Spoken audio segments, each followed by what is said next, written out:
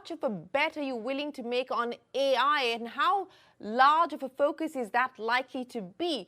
Your competitor, Microsoft, for instance, the CFO is talking about AI service tools adding about 1 percentage point to revenue, as well as revenues in Q2. Now, what could this typically mean for AWS going forward? How large of an AI bet are you willing to take?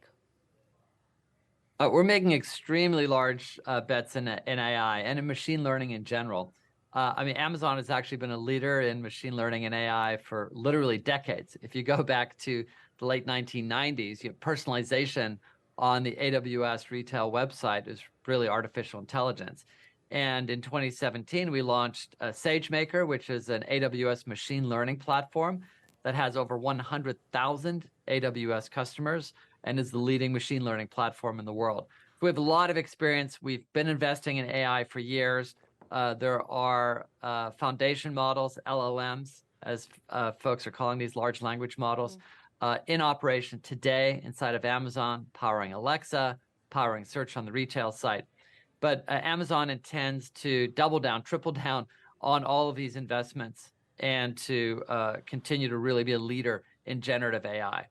We do think that virtually every application that people see, that people interact with, will be transformed in some way by generative AI. And we know it's really important for our customers that we be the provider of those solutions to them.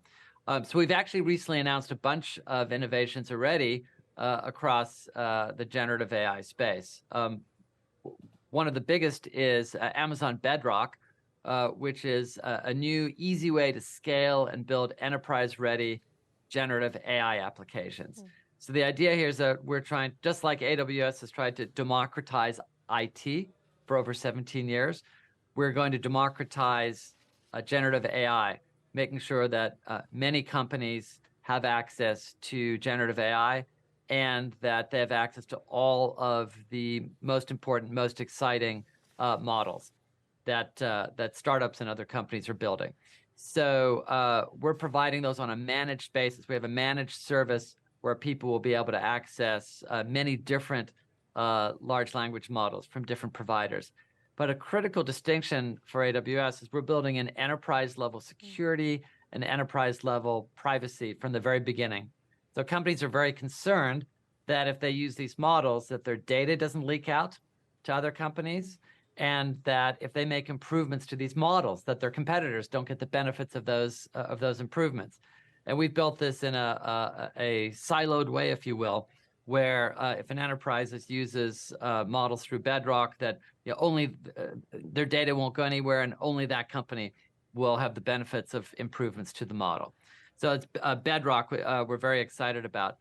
In addition, companies building these large language models, these are very large jobs. There's large compute jobs to build these, and can cost a lot of money to train these models.